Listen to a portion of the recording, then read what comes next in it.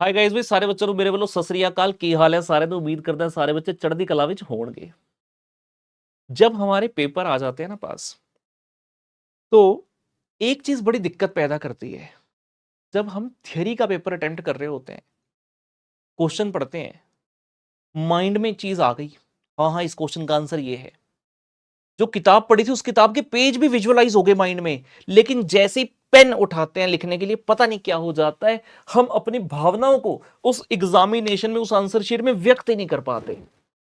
तो यार इस दिक्कत से कैसे जो है निपटा जाए, इसका जो रूट कॉज है वो है problem in the revision strategy. जी हाँ, थियरी सब्जेक्ट को किस तरह से पढ़ना है, किस तरह से रिवाइज करना है, उसमें आ रही है मेन दिक्कत।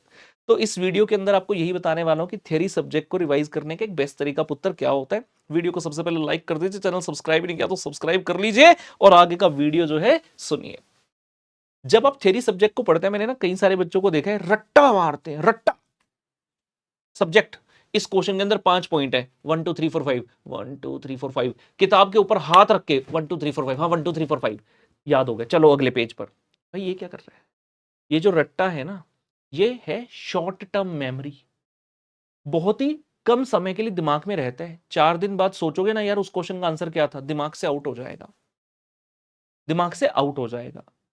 सीए जैसे कोर्स में है, इतने सारे सब्जेक्ट, इतना सारा सिलेबस, रट्टा आप एग्जाम तक याद रख ही नहीं सकते, रख ही नहीं सकते याद।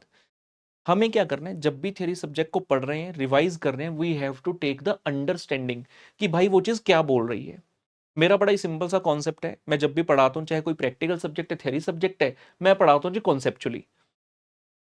रट्टा आता है सेकेंडरी। पहली चीज है कि आपको कॉन्सेप्ट समझ में आना चाहिए, आपके दिमाग में जाना चाहिए। और मैं ऐसा मानता हूं अगर कॉन्सेप्ट समझ में आ गया, दिमाग में आ गया, उसको रट्टा मारने की आवश्यकता ही नहीं है। पूरे सिलेबस में 5-10% चीजें हैं जिसका रट्टा आपको मारना पड़ेगा। कई बार हम कहते हैं कि हाँ ठीक है चलो सब हेडिंग वगैरह याद कर लो, सेम टू सेम वहां पर लिख देना, लेकिन उसके अंदर का कंटेंट और ओवरऑल वो चीज क्या कह रही है, उसका रट्टा लगाने की आवश्यकता नहीं होनी चाहिए। सर एग्जाम में याद कैसे रखे? सर रट्टे के बिना तो याद नहीं रहेगा। बता रहा हूं, खत्म थोड़ी हुई वीडियो, चिंता मत करो यार, बता रहे हैं को जरा। हाँ जी, जब आप रिवाइज करेंगे, नॉर्मली मैं कहता हूं कि 3 टाइम रिवीजन जो है इनफ हो गई, ऑप्टिमम हो गई। इनफ तो नहीं है, मैं कहता हूं कि ऑप्टिमम है। 3 टाइम रिवीजन के बाद बड़े इजीली अपना पेपर अच्छे से अटेम्प्ट कर सकते हैं। लेकिन थियरी सब्जेक्ट में मैं कहता हूं कि भाई गिनती मत करो कि 3 रिवीजन हो गई।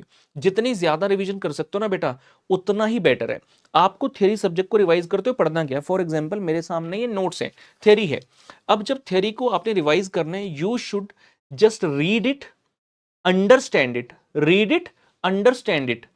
रट्टा नहीं मारना है। आप जब पहली बार पढ़ोगे, रीड किया, अंडरस्टैंड हो गया, जब आप सेकंड टाइम आओगे ना बेटा उस चीज को पढ़ने के लिए, आपको याद आ जाएगा कि हाँ इस पेज पर ये वाली चीज लिखी और ये कहती है। लेकिन शायद पूरा याद नहीं। सेकंड रिवीजन करोगे और बेटर हो गया, तीसरी रिवीजन पर आओगे और हो गया। जितनी ज्यादा बार रिवाइज करते जाओगे ना, वो चीज ऑटोमेटिकली आपके सबकॉन्शियस माइंड में चली जाती है।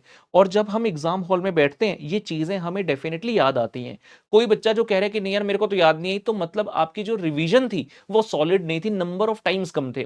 कई बार बच्चे गलती क्या करते हैं, 1 या 2 बार रिवीजन के बाद ही चले जाते हैं पेपर में। प्रैक्टिकल सब्जेक्ट में फिर भी 2 या 3 रिवीजन से हो जाएगा, लेकिन थियरी सब्जेक्ट में मैं ऐसा मानता हूं 3 से 4 मिनिमम हो गया। और उसके बाद भी जितनी ज्यादा चीजें रिवाइज कर सको ना बेटा, जितनी ज्यादा बार कर सको, उतना ही ईजी हो जाएगा आपके लिए अपना पेपर अटेम्प्ट करना। तो इस स्ट्रेटजी को अपनाइए और डेफिनेटली ये आपको हेल्प करेगा आने वाले एग्जाम में। एंड मेरी तो बेस्ट विशेस तो ऑलवेज हैगियां हैं। ऑल द वेरी बेस्ट, चंगा पुत्र, बाय बाय।